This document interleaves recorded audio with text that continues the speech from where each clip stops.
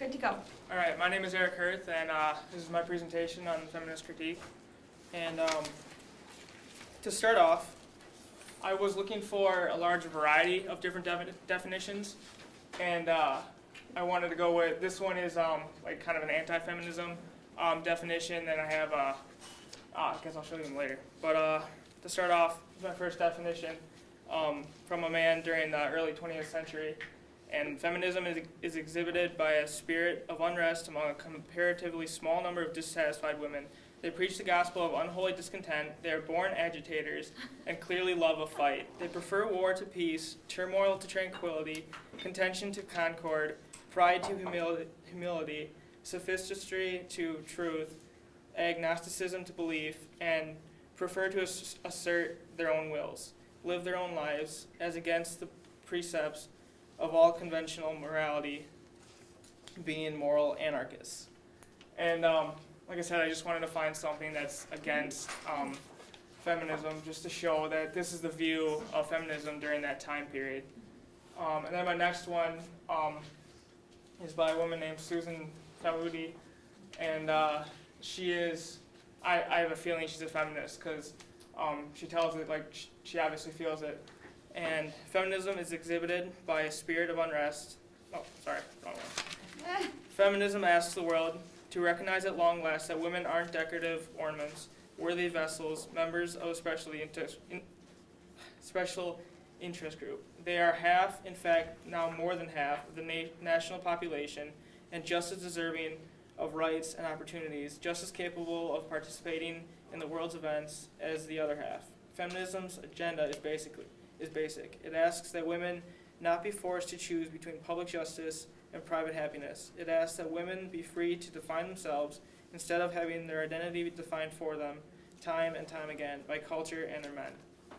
And this is one of my favorite definitions I could find, because she really speaks what we were learning in this class about how women have, how they were treated in the past and how they deserve to be treated. And then my next definition, I went to the Stanford Encyclopedia of Philosophy, because I just wanted like a more scientific definition of it.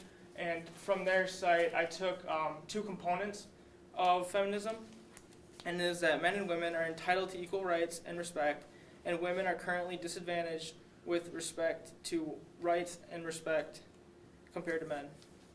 And with this, it implies that women need, not just women, but that feminism needs to be acted upon for them to gain their rights. Because currently they are the two components state that they are at a disadvantage, and and work needs to be done to change that. And for my definition of feminism, I believe that women are just as capable as men. They're just as intelligent, and they deserve the same rights. And one thing, radical feminism, like there's a lot of bad connotations about feminism because of radical feminism over the years, but I feel that that radical feminism was necessary to get the rights that women deserve that they have now today. And I also feel personally that to be a feminist requires an action. It requires action. And that from that, I feel that I am personally a pro-feminist, because I believe in all the ideals of a feminist, but I have never personally acted towards the feminism cause. And so yeah. And then for my feminist critique, I want to look at men in nursing, because anytime I ever go in a doctor's office, I rarely see a man as a nurse. And when I do see a man as a nurse, I usually ask him like, why do you choose this profession over a doctor or stuff like that? Because it's just interesting. It's not something you see every day. And so for my critique, I want to look at like maybe why that is. Mm-hmm. And so one of the first concepts from Morse is that knowledge is male. And for many years, it's always been that women are always told that they don't have the brain power as a man does. So the people with the most knowledge are the men, so they would become the doctors, and the nurses are generally the ones who do the work, working with the patients. So that means the women would have to become the nurses. So it was always kind of known that males were doctors and nurses were women. because knowledge is male. And then the second factor I want to look at is the difference factor. And like through our upbringing, through our social culture, it was always just kind of known that a nurse is a woman. And it's just kind of a stereotype. But the truth is that they're both equally intelligent, they're both just as capable, but it's just how we were raised and how we were known. It's kind of more of a tradition that the women are nurses than it is biological. And then for my course reflection, I picked 5 main themes of kind of like what I gathered is what we should be learning from this course. And one of the things is the importance of implicit biases. And one of the main things is everyone has them, no matter where you grew up, no matter your how you're raised, where you're raised, anything like that. Everyone has implicit biases.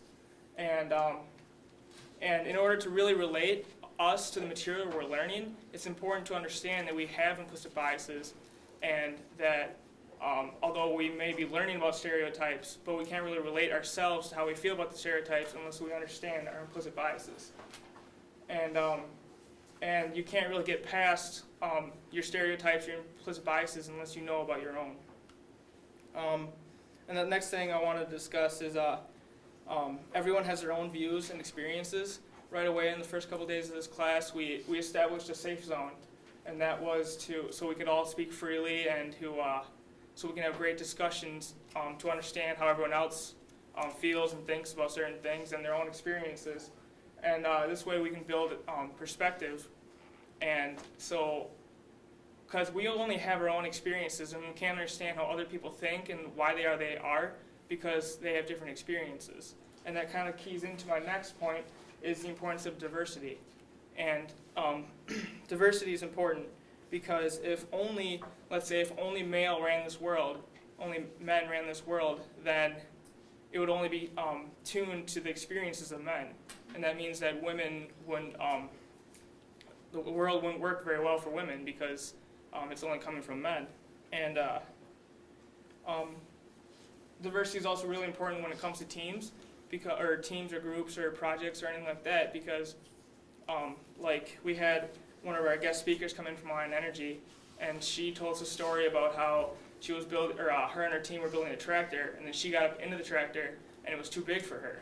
So, and then that made her and everyone else realize that their clientele was Japanese, so that they might have to go back to the design and change it around. And if it wasn't for someone or a woman, not necessarily just because she was smaller, but because she was different, that they were able to realize a problem with their project. For my next two, I feel something else we need to learn from this course is how to recruit women in engineering. We all know that they are extremely underrepresented in STEM fields, and it's important to tell young children or young women that engineering isn't all just math and science. It's also about teamwork and communication skills, cooperation, stuff like that. We also need to explain to them that it's not just, like I said, the science and stuff.